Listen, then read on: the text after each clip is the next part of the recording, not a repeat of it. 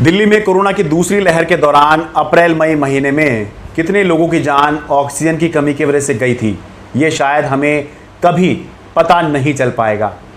मैं ऐसा इसलिए कह रहा हूं क्योंकि दिल्ली सरकार ने बताया है कि इस मामले की जांच के लिए, यानी कि ऑक्सीजन की कमी की वजह से असल में कितने लोगों की मौत हुई थी, ये सही आंकड़ा जानने के लिए जो दिल्ली सरकार ने फिर से एक कमेटी बनाई थी, उसको उपराज्यपाल ने फिर से खारिज कर दिया है। ये दिल्ली के उप मुख्यमंत्री मनीष सिसोदिया ने बताया है। अब एक लंबी कहानी है जिसको मैं सीधे सीधे सुनाऊंगा तो आप समझ जाएंगे कि मैं ऐसा क्यों कह रहा हूं कि हम सही आंकड़ा नहीं जान पाएंगे कि ऐसे कितने लोग थे, ऐसे कितने परिवार थे जो ऑक्सीजन की कमी की वजह से जिन्होंने अपनों को खो दिया।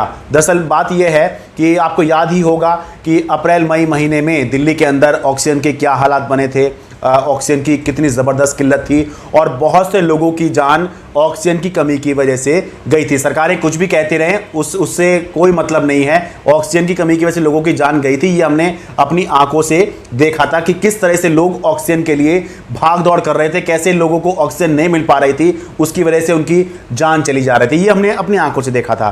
तो जब ये समय निकल गया, इसके बाद मई जून के महीने में दिल्ली सरकार ने एक कमेटी का गठन किया।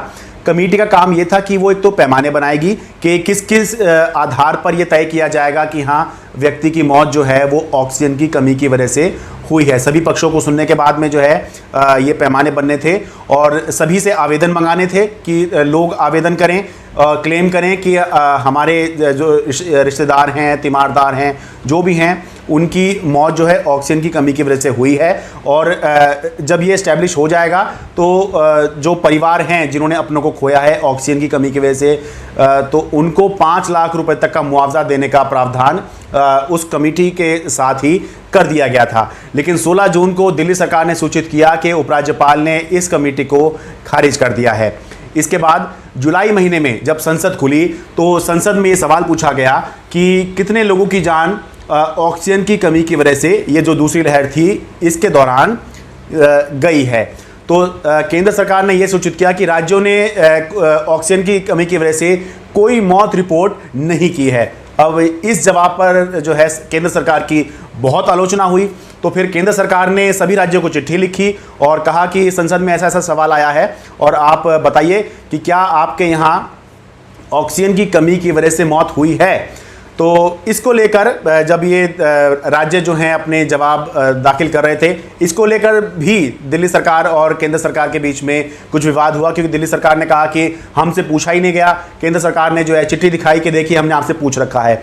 तो दिल्ली सरकार ने ये कहा कि हमने जो है एक कमेटी बनाई थी जिसका काम था कि वो जांच करेगी और बताएगी, क्योंकि बिना जांच के ये पता नहीं चल सकता है कि कितने लोगों की मौत जो है ऑक्सीजन की कमी की वजह से हुई है। हमने एक कमेटी बनाई थी, उपराज्यपाल ने खारिज कर दी है। लेकिन आपने पूछा है तो हम फिर से इस कमेटी का जो प्रस्ताव है ये उपराज्यपाल को भेज रहे हैं और आप जो है उपराज्यपाल को कह दीजिए कि वो इस बार इसको खारिज ना करें। तो ये केंद्र सरकार को उन्होंने कह दिया और ये जो कमेटी थी इस कमेटी के गठन का प्रस्ताव उपराज्यपाल के पास भेज दिया गया। लेकिन अब फिर दिल्ली के उप मुख्यमंत्री मनीष सिसोदिया ने बताया है कि उपराज्यपाल ने फिर से इस कमेटी के गठन का प्रस्ताव जो है वो खारिज कर दिया है। अब अगर कमेटी नहीं बनेगी तो फिर ये पता चल ही नहीं सकता कि ऑक्सीजन की कमी की वजह से मौत हुई है या नहीं हुई है, क्योंकि पैमाने आपको बनाने पड़ेंगे और ये एक्सपर्टीज़ का काम है।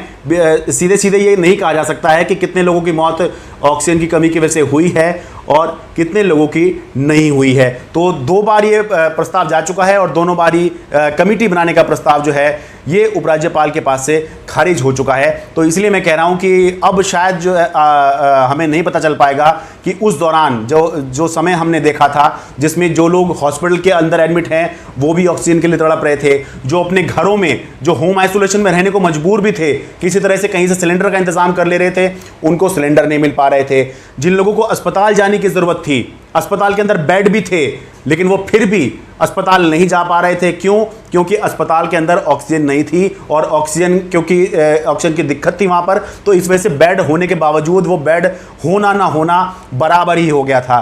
तो इसीलिए बेशक हम ये जानते हैं, हम ये मानते हैं, हमने अपनी आंखों से देखा है कि कितने लोगों ने जो है ऑक्सीजन ना होने के चलते या ऑक्सीजन की कमी की वजह से उनकी जान गई है। लेकिन सही आंकड़ा या सरकारी आंकड़ा या कोई आधिकारिक आंकड़ा पता चल पाएगा, इस पर अब संदेह है, क्योंकि 2 बार जो है इस बात की जांच के लिए जो फाइल थी उपराज्यपाल के पास गई और दोनों बार ही ये फाइल खारिज हो गई है।